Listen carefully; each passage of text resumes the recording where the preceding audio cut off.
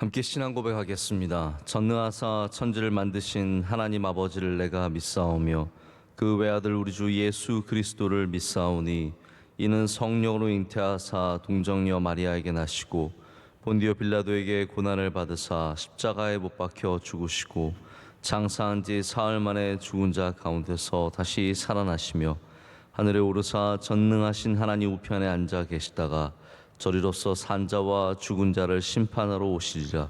성령을 믿사오며 거룩한 공회와 성도가 서로 교통하는 것과 죄를 사하여 주시는 것과 몸이 다시 사는 것과 영원히 사는 것을 믿사옵나이다. 아멘. 우리 함께 찬송가 375장 함께 찬송하시겠습니다.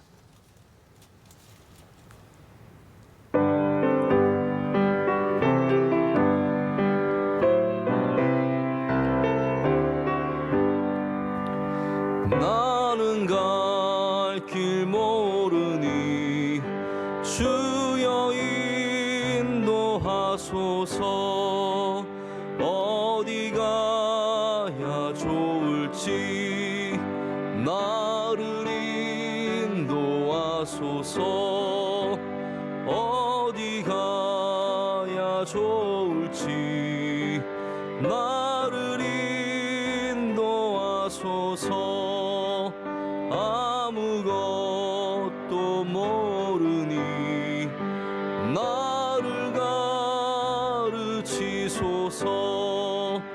어찌해야 좋을지 나를 가르치소서.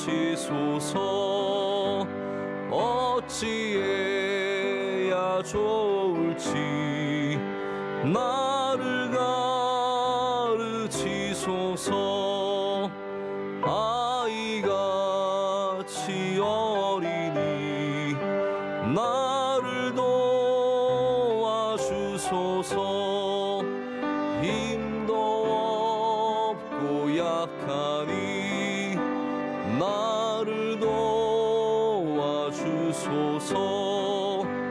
힘도 없고 약하니 나를 도와주소서. 마음 심히 슬프니 나를 위로하소서.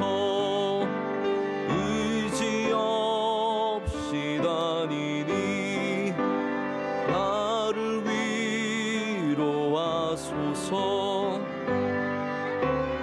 없이 다니니 나를 위로하소서. 아멘. 함께 기도하실 때 고현영 집사님 기도 인도하시겠습니다. 우리의 생사화복을 주장하시는 하나님 아버지, 우리를 만세전에 택하사 주님의 자녀로 삼아주심을 감사드립니다. 주님의 보혈의 은혜로 저희 죄를 사하여 주시고 하나님의 인도하심을 따라 주님의 마음에 합한 삶을 살도록 도와주시옵소서. 우리 민족을 사랑하여 주시사 예수님 믿게 하여 주시고 선진국으로 발전하게 하심을 감사드립니다. 이 나라에 예수 믿는 자의 수요가 많아지게 하여 주시고 주의 영광이 가득한 제사장의 나라가 되게 하여 주시옵소서. 코로나 전염병 확산으로 말미암아 또다시 비대면 예배를 드리게 되어 마음이 아픕니다. 이 팬데믹에서 해방되고 바이러스가 박멸되도록 역사하여 주시옵소서. 우리 교회 모든 예배와 기관들이 하루속기 회복교회를 기도합니다. 이 시간 언근각지 각 처소에서 주의 전을 사모하면서 드리는 성도들의 예배에 우리 주님 홀로 영광 받으시고 모든 기도 제목에 들어 응답하여 주시옵소서. 우리 교회를 더욱 축복하여 주시고 담임 목사님의 목회 사역을 통하여 이 나라와 한국 교회를 위하여 크게 쓰임받는 교회가 되게 하여 주시옵소서. 하나님의 뜻이 이루어지도록 담임 목사님의 영역을 7배나 넓혀주시기를 간절히 소망하며 기도드립니다. 그동안 우리 교회를 이끌어오신 언론 목사님의 비전 사역을 축복하여 주시고 영역간의 강건함을 주시옵소서. 해외 선교사님들을 안보하여 주시사 코로나와 풍토병 그리고 영적으로 대적하는 무리로부터 안보하여 주시고 사역하시는 선교지가 하루속히 보호되도록 도와주시옵소서. 코로나 기간 중에도 새 가족을 꾸준히 보내주심을 감사드립니다. 새 가족들이 우리 교회에 잘 총착되도록 성령님 도와주시옵소서. 오늘도 이 예배에 담임 목사님을 통하여 주시는 말씀으로 우리의 영이 회복되고 변화되어 믿음의 정체성을 지켜가는 귀한 시간이 되게 하여 주시옵소서. 이 모든 말씀 예수 그리스도의 이름으로 기도드립니다. 아멘. 아멘. 네, 오늘 우리에게 주시는 하나님의 말씀은 마태복음 8장 5절부터 13절까지의 말씀입니다. 마태복음 8장 5절부터 13절까지 말씀. 이 말씀을 지금 온라인 예배를 드리시고 계신 저와 여러분이 우리 한 절씩 교독하시고 마지막 13절은 함께 읽겠습니다. 예수께서 가버나움에 들어가시니 한 백부장이 나와 간구하여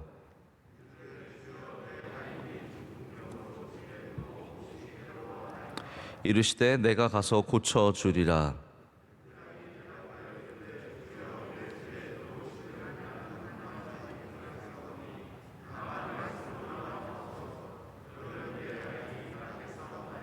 나도 남의 수하에 있는 사람이요 내 아래에도 군사가 있으니 이러더러 가라 하고 하면 가고 저더러 오라 하면 오고 내 종더러 이것을 하라 하면 하나이다.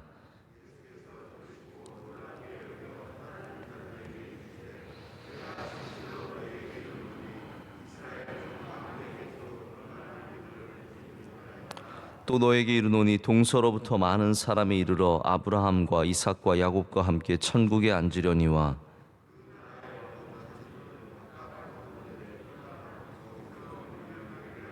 다 같이요. 예수께서 백부장에게 이르시되 가라 내 믿은 대로 될지어다 하시니 그 즉시 하인이 나으니라. 아멘. 네, 오늘 이 말씀을 통해서 말씀으로 고쳐주소서라는 제목의 하나님 말씀 전하도록 하겠습니다. 오늘 말씀은 산상수훈이 있은 후에 일어나는 사건 중에 하나입니다. 제가 수요일날 새벽에는 나병 환자를 고치시는 말씀의 은혜를 나누었는데 그때는 마가복음으로 본문을 삼았죠. 오늘 바로 이 말씀 전에 마태복음에서 바로 그 똑같은 나병 환자를 고쳐주신 사건이 있습니다. 그 이후에 일어나는 또 다른 치유의 사건입니다. 나병 환자를 고치실 때 예수님께서 보여주신 그 치유의 특징은 주님께서 만져주셨다라는 부분에 있습니다. 주님께서 손을 대시고 그를 만지신 일이시죠. 우리 만지신 예수님이 주시는 은혜가 있습니다. 우리 상처받은 우리들 또 몸이 힘든 우리들 주님께서 만져주실 때 거기에 위로가 있고 능력이 있습니다. 우리 사람 간에도 이렇게 따뜻한 손을 만지고 또 나를 위로해주는 손을 만질 때 우리는 참 많이 위로를 받습니다. 우리 부모님의 손을 만질 때 그렇게 위로가 되고 힘이 되고 또 반대로 우리 작은 아이들의 부드러운 손을 만질 때도 참 위로가 되고 힘이 됩니다. 우리 주님의 손을 만지는 사람마다 위로가 있고 회복이 있고 하나님 주신 놀라운 능력과 기쁨과 감사가 있게 될 줄로 믿습니다. 근데 오늘 말씀은 전혀 그 전의 사건과 반대되는 사건이라고 말할 수 있을 정도로 굉장히 다른 치유의 사건이 나옵니다. 자, 이번 주 내내 치유하시는 예수님에 대한 말씀을 나누고 있는데요.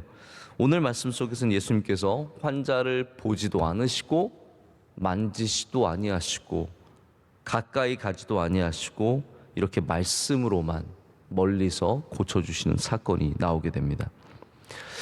오늘 이 치유의 사건은 단독적인 사건이 아니라 사실 예수님께서 말씀으로 행하셔서 멀리서도 이렇게 기적을 일으키시는 사건은 여러 번 등장합니다.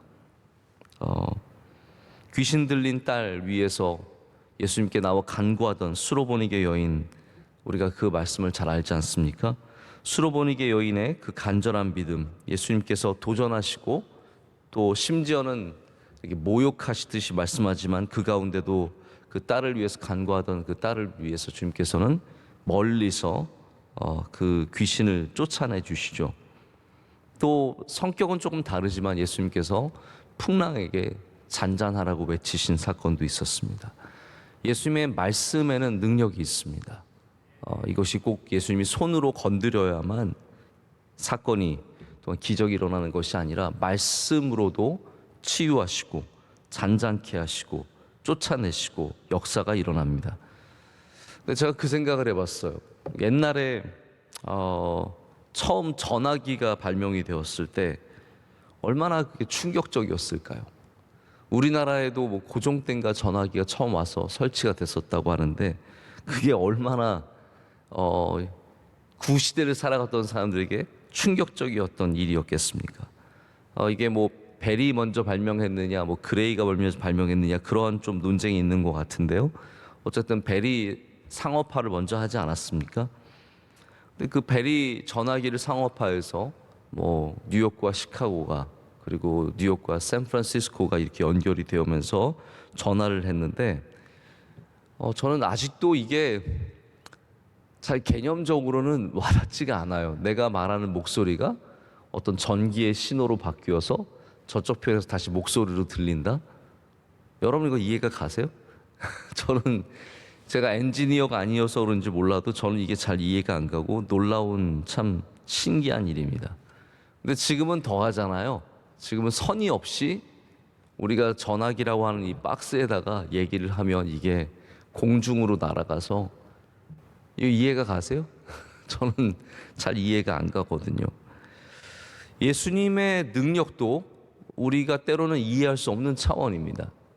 그렇기 때문에 말씀만 하셔도 주님의 능력이 전달될 수 있고 기적이 일어날 수 있는 것이 예수님에게는 너무나 당연한 일이라는 거죠. 이렇게 예수님께서 가시지 않고 고치시는 일을 통해서 우리가 무엇을 생각해 볼 수 있겠습니까? 저는 이 부분이 생각이 되더라고요. 예수님께서 이렇게 다양한 방식으로 고치시는 것이 누군가는 만져주시고 누군가는 옷자락을 만져서 낫게 하시고 또 누구는 눈먼 사람 여러 가지 고칠 수 있는 방식이 있으실 텐데 침을 뱉어서 또 진흙을 이겨서 만져주시고 대주시고 또 누군가는 이렇게 명령하셔서 멀리서 고치기도 하셨습니다. 이게 무슨 의미일까요? 뭐 당연히 예수님께서 다양한 방식으로 고칠 수 있다는 것을 보여주기도 하지만 어쩌면 우리에게 가장 필요한 방식으로 예수님께서 치유의 역사를 일으켜 주신다라고 생각해 보게 될 수 있는 것 같습니다. 나에게 가장 맞는 방식으로, 나에게 가장 필요한 방식으로, 나를 가장 온전하게 주님 앞으로 부르시는 방식으로 고쳐주신다는 거죠. 제가 언젠가 미국에서 응급실 간 이야기를 드린 적이 있는데 미국 응급실은 누가 와도 그냥 타이레놀 줘요. 누가 와도 그냥 타이레놀 주고 끝이거든요. 근데 예수님은 그렇지 않다라는 거죠. 누가 와도 그냥 넌 타이레놀 먹고 집에 가가 아니라 우리에게 가장 필요한 방식으로 우리를 고쳐주시고 새롭게 하시고 쓰시는 그러한 우리를 사랑하시고 고치시는 예수님이라는 겁니다. 오늘 백부장을 보면 백부장은 믿음의 사람이거든요. 주님께서 그의 믿음을 확인하셨습니다. 주님께서 저희 집에 오신 것을 저는 감당하지 못합니다. 저도 수하의 사람이 있는데 그들 보러 이리로 오라고 하면 이리 오고 저리 가라면 저리 가는데 그게 무슨 말이에요? 말씀에 나도 별거 아닌 사람인데 내 말에도 능력이 있는데 주님의 말씀에 능력이 있지 않습니까? 이렇게 백부장이 고백을 하잖아요. 예수님께서 그것을 확인하시고 나서 그렇기 때문에 그 믿음에 합당한 방식으로 그 하인을 치유해 주신 겁니다. 의사는 이렇게 어떠한 방식으로 고쳐야 하는지를 분명히 잘 분별할 줄 알죠. 예수님은 의사시죠. 건강한 자에게는 의인이 필요 없고 병든 자에게 의인이 필요한 것을 아시기 때문에 주님께서 이 병든 자들을 가까이 가셔서 그들에게 가장 맞는 방식으로 고쳐주십니다. 우리를 지금 대하시는 주님의 방식이 우리의 것을 가장 잘 맞게 고쳐주시기 위해서 접근하시는 방식이라는 거죠.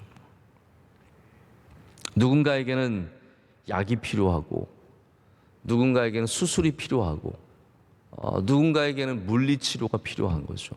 예수님 그걸 아시기 때문에 누군가는 만져주시고, 나병 환자에게 가장 필요했던 게 어떻게 보면 사람의 터치잖아요. 주님이 그걸 아시기 때문에 그는 만져주신 거고, 또 이 백부장은 그 믿음이 가장 귀하기 때문에 그 믿음을 증명할 수 있는 이렇게 말씀으로 고쳐주시는 사건이 나오게 됩니다. 요즘 병원은 뭐 병원마다 다 다르죠. 그런데 병원이 기업화가 되면 이게 수술이 필요 없는 환자에게도 수술을 강요하게 되고, 과잉 진료라고 하지 않습니까? 환자를 위해서 병원이 존재하는 게 아니라 병원을 위해서 환자가 존재하는, 말도 안 되는 시스템으로 바뀌는 거죠.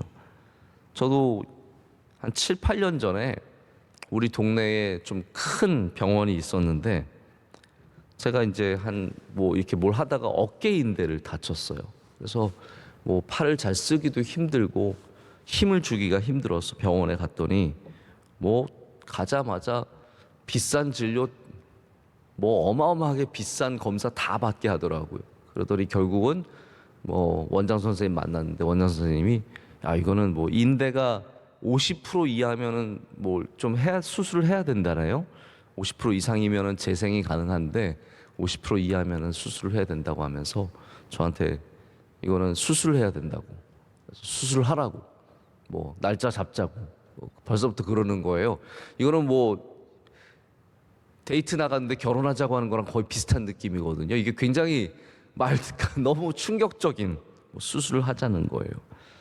근데 제가 아무리 생각을 해도 별로 찝찝한 거예요. 그래서 안 했죠. 근데 한 2년 정도 지나니까 괜찮아지더라고요. 또 괜찮아져서 뭐 그때는 제가 굉장히 좀 아프고 힘들었지만, 뭐 한동안 운동도 못했지만 지금은 조금 뭐 건강한 인대보다는 좀 못하지만 그래도 별 문제 없이 잘 살고 있습니다. 저는 이게 참 그때 억울했던 느낌도 나고, 내가 만약 했다면 어땠을까라는 생각도 들거든요. 우리 주님은 우리를 아시는 분이시잖아요. 주님의 목적은 그냥 고치는 게 목적이 아니라 우리를 사랑하시기 때문에 고치시는 전혀 다른 목적을 갖고 계신 분이십니다. 그래서 나병 환자는 만져주시고 38년 된 병자에게 그 긴 기다림을 마칠 수 있는 은혜를 베풀어 주시고, 수로보니게 여인에게는 오히려 도전하셨죠. 도전하셔서 그것을 이기게 하심으로 그의 믿음을 보시고 나아가게 하셨습니다. 여러분, 우리가 어떠한 믿음으로 주님께 나아가야겠습니까? 우리가 좀 주님의 하시는 이러한 일들을 보면서 이러한 믿음으로 바뀌었으면 좋겠어요. 나는 주님이 나를 만져주셨으면 좋겠어요. 나는 만져주시는 주님이 좋으니까. 혹은 나는 주님이 나에게 말씀하셨으면 좋겠어요. 말씀하시는 주님이 좋으니까. 내가 좋아하는 주님의 치유 방식이 있어요. 그러니까 저도 이제 기도할 때 어떤 분들은 교회 목사에게 기도받으러 온다고 해서 다 믿음이 뛰어나고 교회 생활 오래 하고 다 똑같지 않습니다. 억지로 부모님이 기도받게 하는 그런 자녀들도 있고, 별로 관심 없는데 혹은 또 어쩔 수 없이 그냥 지금 위험한 어려운 상황이니까 기도받으시는 분들도 있거든요. 기도하면 아멘 그러다가 그냥 아멘하고 끝나시는 분들도 있어요. 그리고 또 어떤 분들은 제가 세게 기도해 주기를 원하세요. 이렇게 벌써 기도하려고 그러면 다 무릎 꿇으시고 아멘을 외칠 준비해. 그런 분은 저도 어쩔 수 없이 더 크게 기도를 해야 되고, 그러니까 내가 원하는 기도의 방식이 있다는 거죠. 그러니까 다 우리가 원하는 치유의 방식이 주님 앞에 있습니다. 주님, 우리 가정을 이렇게 치유해 주시고, 내 병을 이렇게 치유해 주시고. 근데 오늘 말씀을 통해서 우리가 갖기를 원하는 믿음의 모습은 뭐냐면, 주님의 치유의 방식이 옳습니다라고 인정할 수 있는 믿음이라는 거죠.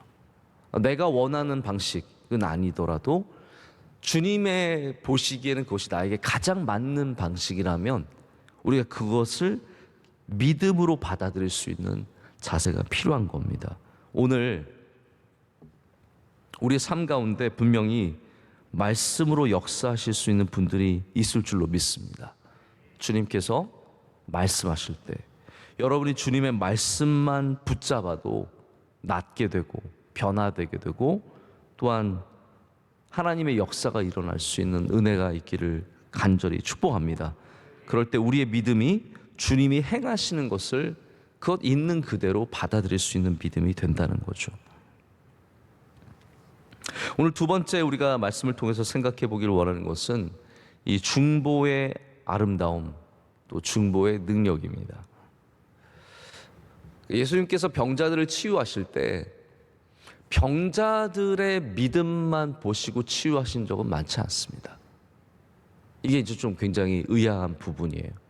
우리는 내가 믿음이 있어야 치유함을 받는다고 생각하거든요. 내 믿음이 되게 중요하다고 생각하는데 성경은 그렇지 않아요. 성경은 믿음 있는 사람들의 중보가 또한 능력이 있음을 알려줍니다. 이 말은 다시 말해서 우리가 내가 믿음이 없어도 누군가가 나를 도와주겠지 그거를 말씀드리는 게 아니라 우리의 믿음으로 누군가를 위해서 기도해야 된다는 말씀이에요. 그러니까 이 하인은 사실은 한 게 아무것도 없어요. 좋은 주인을 만난 복을 누린 것뿐이죠. 좋은 백부장을 만났기 때문에 이 백부장의 믿음으로 말미암아 이 하인이 아무 공로 없이, 이게 성경의 주제잖아요. 아무 공로 없이 은혜를 받는 것. 이 하인은 지금 한 게 뭐가 있습니까? 물론 아팠죠. 괴로웠죠. 그러나 이 백부장이 주님께 나가서 이렇게 잘 간구하는 바람에 낫게 되었다는 거죠. 이게 여기에만 이러는 것이 아니라 성경의 패턴입니다. 가장 예수님께서 먼저 행하신 기적 중에 하나가 이 중풍병에 걸린 한 젊은 사람을 고쳐주시는 장면이 있잖아요. 이 중풍병자가 어떻게 예수님께 나옵니까? 친구들이 그를 침상에 메고 지붕에 올라가서 지붕을 뜯고 지붕에 내려서 치유를 받는데 그때 예수님께서 하시는 말씀이 그들의 믿음을 보시고예요.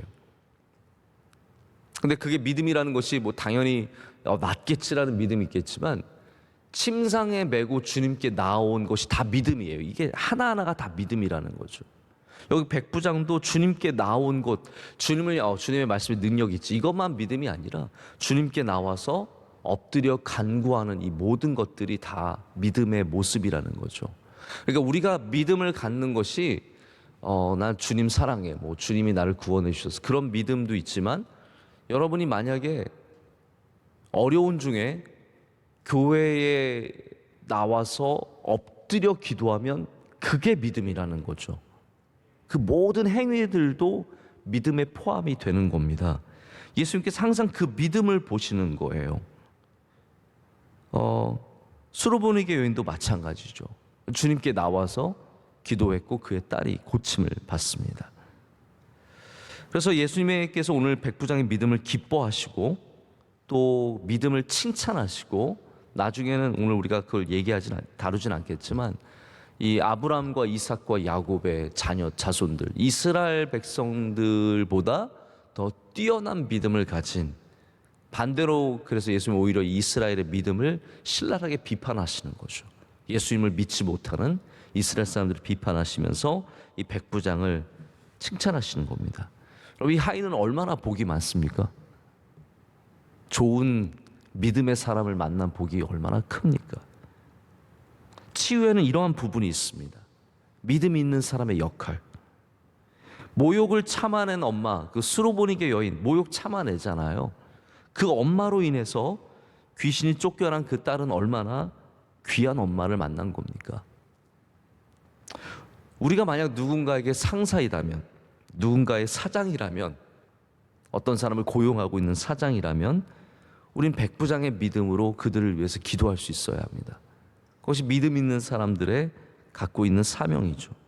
그러면 그 아래에 있는 사람이, 그와 함께 일하는 사람들이 그로 인해서 복을 받게 될 줄로 믿습니다. 우리가 누군가의 엄마라면 수로보니게 여인처럼 예수님께 나아가야 합니다. 그래서 그 자녀들을 위해서 주님께 기도해야 합니다. 그러면 그 자녀들이 그로 말미암아 복을 얻게 될 줄로 믿습니다. 구약 성경에 보면은 모세를 비롯한 선지자들과 그리고 또 신약에는 사도들이 놀라운 일들을 행합니다. 기적들을 일으키고 사람을 낫게 하고 물을 터뜨리고. 근데 이걸로 인해서 이득은 누가 얻냐 하면 그냥 그 주변의 사람들이에요. 그러니까 선지자가 누구를 낫게 한다고 선지자가 좋아지는 건 아니에요. 나은 사람이 좋은 거죠. 모세로 인해서 이스라엘 백성이 복을 받은 거지 모세 자체가 뭐 복을 대단히 누린 건 아니거든요. 사도들도 마찬가지입니다. 사도들이 가서 기적을 행하고 많은 사람들이 복을 받게 되는 거거든요. 여기 어떠한 하나님께서 사용하신 메커니즘이 있습니까? 바로 이렇게 하나님의 귀한 믿음의 사람들을 통해서 주변 사람들을 복되게 하신다는 거예요. 이게 치유의 또 다른 굉장히 중요한 역사입니다. 하나님께서 그래서 우리의 중보의 기도를 받으신다라는 거죠. 우리가 믿음으로 기도하면 그 믿음의 기도가 능력이 있는 줄로 믿습니다. 제가 오늘 이 한 가지 말씀만 더 읽고 말씀을 맺으려고 하는데요. 우리가 잘 아는 말씀이죠. 야고보 5장 13절부터 18절까지 이런 말씀이 있어요. 그냥 제가 읽어드릴게요. 너희 중에 고난당하는 자가 있느냐? 그는 기도할 것이요. 즐거워하는 자가 있느냐? 그는 찬송할지니라. 너희 중에 병든 자가 있느냐? 그는 교회의 장로들을 청할 것이요. 그들은 주의 이름으로 기름을 바르며 그를 위하여 기도할지니라. 믿음의 기도는 병든 자를 구원하리니 주께서 그를 일으키시리라. 혹시 죄를 범하였을지라도 사하심을 받으리라. 그러므로 너희 죄를 서로 고백하며 병이 낫기를 위하여 서로 기도하라. 의인의 간구는 역사하는 힘이 큼이니라. 엘리야는 우리와 성정이 같은 사람이로되 그가 비가 오지 않기를 간절히 기도한즉 3년 6개월 동안 땅에 비가 오지 아니하고 다시 기도하니 하늘이 비를 주고 땅이 열매를 맺었느니라. 아멘. 이게 제가 지금 말씀드린 것과 똑같은 구조의 이야기예요. 믿음 있는 사람이 기도할 때 누군가가 복을 받는다는 거죠. 자기도 기도하라고 하지만 여기 이 병을 위해서 교회 장로들의 기도, 그리고 믿음 있는 사람의 의인의 기도, 뭐 의인이라는 게 다른 말이 아니에요. 믿음이 있다는 말이지 않습니까? 믿음 있는 사람의 기도를 받으라고 얘기를 하고 있습니다. 왜냐하면 의인의 간구는 역사하는 힘이 크기 때문입니다. 이게 굉장히 성경적인 복음서적인 이야기라는 거죠. 오늘 말씀이 우리에게도 참 도전이 되고 저에게도 도전이 돼요. 목사가 믿음이 있어야 된다는 거죠. 목사가 믿음 없이 기도하면 아무 역사가 일어나지 않는다는 겁니다. 그냥 목사가 소리만 크게 지른다고 역사가 일어나는 것이 아니라 저는 이 말씀 보면서 내가 백부장이 되어야 하는데, 내가 백부장의 믿음을 가져야 하는데 라는 생각이 참 많이 들게 되더라고요. 우리가 이 시대에 백부장이 되어야 합니다. 이 시대에 수로보니게 여인이 되어야 합니다. 그래서 우리로 인해서 말씀으로 역사하시는 예수님의 역사가 우리 주변의 사람들에게 임할 수 있도록, 그리고 많은 분들이 이렇게 우리가 함께 기도할 때 주님의 은혜로 말미암아 깨끗함을 얻게 될 줄로 믿습니다. 함께 기도하시겠습니다. 하나님 아버지 감사합니다. 오늘 주님의 은혜로 새벽을 깨우게 하시고 주의 말씀을 듣게 하심을 감사드립니다. 하나님, 우리는 낫기를 원합니다. 주님, 우리를 깨끗하게 하여 주시옵소서. 우리를 고쳐주시고 들리게 하시고 보게 하시고 걷게 하시고 주님이 주신 놀라운 치유의 역사가 우리 삶 가운데 일어날 줄로 믿습니다. 하나님, 또한 우리 주변에 병든 자들을 위해서 간구하며 기도합니다. 주님, 그들을 불쌍히 여겨 주시옵소서. 주님의 말씀은 지금도 능력이 있는 줄로 믿습니다. 기적이 일어나게 하여 주시옵고 수많은 환자들과 병자들, 아픔 속에 있는 사람들 주님께서 가셔서 만져주시고 말씀하여 주시고 침을 뱉어 진흙으로 붙여주시고 우리 삶 가운데 우리에게 가장 맞는 방식으로 역사하셔서 모든 사람들에게 주님의 치유의 역사가 있게 하여 주시옵소서. 하나님 아버지, 이 나라를 고쳐 주시옵소서. 이 땅을 고쳐 주시옵소서. 우리 가정을 고쳐 주시고 우리 교회를 고쳐 주시고 우리가 속한 곳을 고쳐 주실 때 우리 모두가 주님이 기뻐하시는 모습을 갖게 될 줄로 믿습니다. 하나님, 비대면의 예배, 온라인의 예배를 며칠째 드리고 있습니다. 우리 점점 여기에 너무 익숙해지지 않게 하여 주시고 항상 새로운 마음으로 주님께 예배드리게 하여 주시오며 주님께서 예배를 통해서 영광받아 주시옵소서.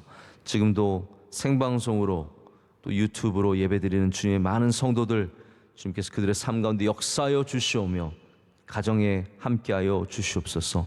현장에서도 예배를 돕는 주님의 귀한 종들이 있습니다.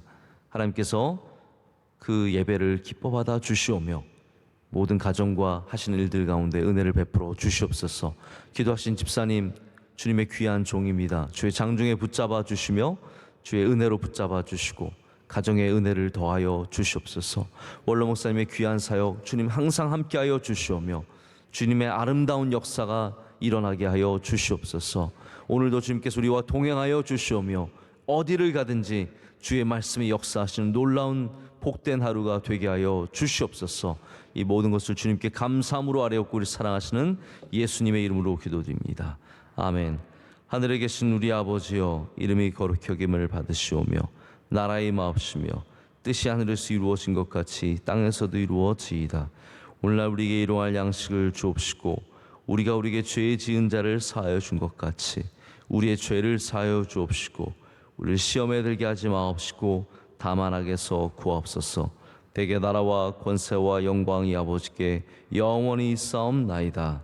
아멘.